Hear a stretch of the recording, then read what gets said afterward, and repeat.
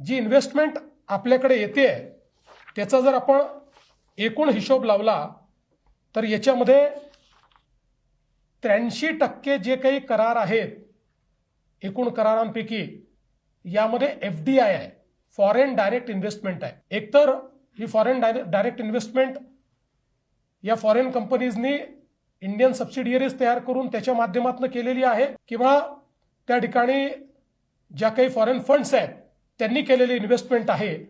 त्यामुळे 83% गुंतवणूक ही FDI कंपोनंटची गुंतवणूक आहे. ही अतिशय आनंदाची गोष्ट आहे.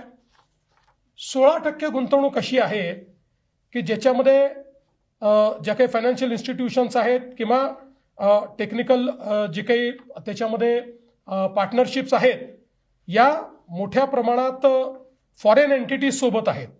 त्यामुळे आपण जर बघितलं तर या गुंतवणुकीमध्ये FDI कमी आहे पण त्या गुंतवणुकीमध्ये फॉरेन टेक्नॉलॉजी आहे आणि विशेषतः यातल्या गुंतवणुकी इम्पोर्ट सबस्टिट्यूट म्हणून या ठिकाणी येत आहेत.